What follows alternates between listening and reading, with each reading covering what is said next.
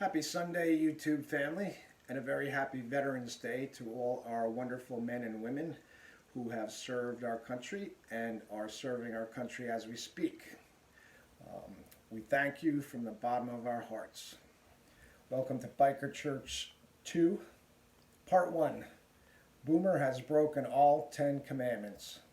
And believe me, he has. I have. I got to stop speaking in the third person.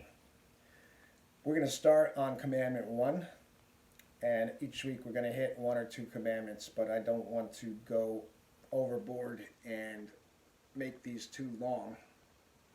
So Commandment 1 ultimately states in a nutshell, I am the Lord your God. You shall have no other gods before me. And some of you may be thinking, like I have a lot of my life, I don't worship other gods. But gods can come in many forms. A god can be any perceived being or object that you ultimately put your trust into. Some people worship the earth, Mother Earth. They worship the earth because they feel that the earth provides everything. Well, yes, it does, but the earth is a creation of God, and God set it up in a way where it would ultimately bring forth everything we need for food, water, shelter, clothing. I mean, everything you see around you comes from the earth. You look at a piece of plastic and you're like, how did this come from the earth? Well, man found a way to take what God created and make plastic and all kinds of other things. So the earth ultimately is not a god. It's not a being to be worshipped because it brings forth the things you need, because God is the one that causes the earth to bring forth what we need in life. Some people worship the sun. The earliest sun god was Ra, I believe, an Egyptian god, and there's dozens of them. There's Helios, a Greek god, and I'm not going to go into all those. Some people worship the moon. There's several moon gods that I've never heard of. They're not as common in society. You don't hear it brought up much. You don't hear people talk about the moon as much as they talk about the earth and maybe the sun. So there are moon gods that people worship. Angels can be treated like gods. Now, angels are a created being separate from man, contrary to popular children's books. When we die, we don't sprout wings and turn into angels. They are separate beings from human beings. And they're there. I've been in houses where there are angels everywhere. And the person in there will be like, oh, this angel watches over me while I sleep. This angel hangs in my car or watches over me when I drive. And ultimately, they're looking to all these angels, but you never hear them talking about God who created the angels. He created them for several reasons, but yes, you do have a guardian angel, or a few.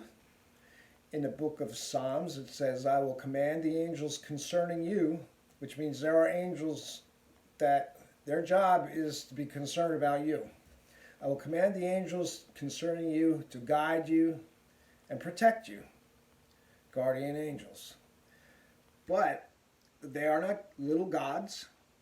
They're not things to be looked for in help or hope or any substantive needs you may have. But they're there, and they're for you, because God has assigned certain angels to you.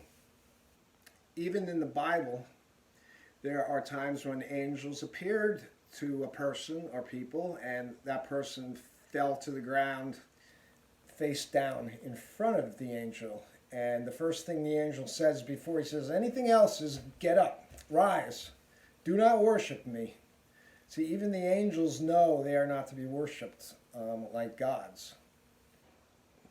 In the past, I never really worshipped the earth or the moon or the sun or angels or anything like that. I always had this saying, and I didn't invent it, I heard it somewhere. Boomer, why would you worship the earth when you could worship the one who made the earth with his own two hands? I mean, that's amazing. It says in the book of Romans that people began to trade the truth about God for a lie, and they began to worship created things rather than the Creator. People have been doing that ever since, and it's an easy trap to fall into. People around us can be gods to us, and here's where I always tripped up. If we look to a spouse, a husband, a wife, a girlfriend, a boyfriend, for our ultimate source of happiness or self-worth or providence, you are elevating them to God's status. And I have done that, and that is an old god that invades my life every so often. I have, in times in my life, looked at girlfriends for my ultimate source of happiness, my source of self-worth. My wife, same. Looking to her for things that I should be looking to God for. My ultimate source of happiness should come from God. My ultimate source of self-worth should come from God.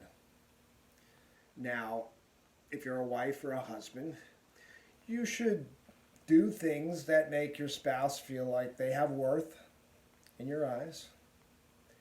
You should be concerned about their happiness. I should be concerned about my wife's happiness. But she cannot look to me for her ultimate source of happiness, because if someone looks to me for their ultimate source of happiness, they're going to be disappointed. Plus, I can't deliver all that. I'm human. Only God can deliver an ultimate source of happiness, ultimate source of self-worth, ultimate source of daily needs. So in doing that with past girlfriends, doing that with my wife, or expect that of them, it's not fair. And it ultimately will put a damper on your relationship. So commandment number 1, I am the Lord your God, you shall have no other gods before me. Boomer gets an F for elevating women to the point of godhood by looking to them for his ultimate source of happiness and his ultimate source of self-worth. I hope you enjoyed this message. I hope you learned something or got something out of it. If you liked it, please click like and comment below. And if it's your first time to my channel, please consider subscribing and clicking that bell. And until next time, look to God and keep the top side of your dealio up.